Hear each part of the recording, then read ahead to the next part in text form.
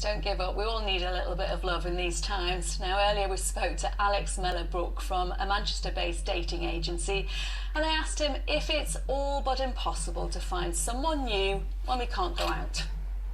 It isn't, and I think the interesting thing about when we do go into lockdown, it's a moment where people stop and reflect on life. They have to stop work. I mean, we deal with a lot of busy people. Some people's hours have increased, but they take stock of life and look at where they are, who are they with, who are they not with. And I think that's the moment where they realise they would like to meet somebody. So these will be online relationships. So what are the do's and don'ts? First of all, set the scene. If you're gonna virtually meet somebody for the first time, the last thing you want to be worrying about is, have you left something on that radiator behind you that shouldn't be there? So it's about taking time, setting the scene. Don't make a false scene. I know with social media and things, people try to make things look perfect. Life is not perfect. People are not perfect. So get yourself set up, make sure you're comfortable, check the area that you're going to use, pick somewhere that you're going to feel comfortable in, and then you don't need to worry about that, so you can focus on the person you're going to meet and then have fun.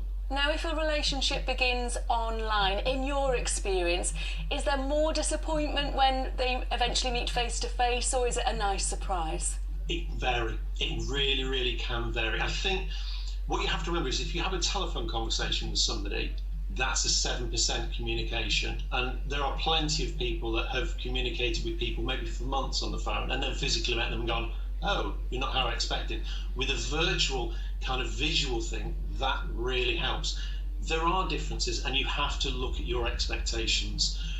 Build up that relationship with that person virtually. But again, we're going to be here for a short amount of time compared to how long we have been going through lockdown.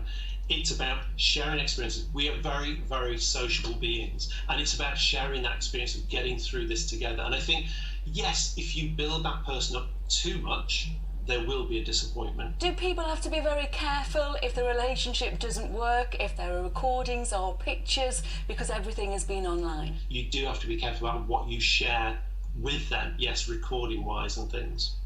Now, you've been matchmaking for 20 years. The dating scene has changed. Do you think it'll ever go back to the way it was? It's developing all the time, and our trade body has seen an increase in interest of about 200% this last year. Do you expect a lot of lockdown marriages? Considering yesterday was divorce day, I think it's brought to the forefront how difficult it is to live with somebody, and that's why sometimes lockdown brings a stronger relationship together.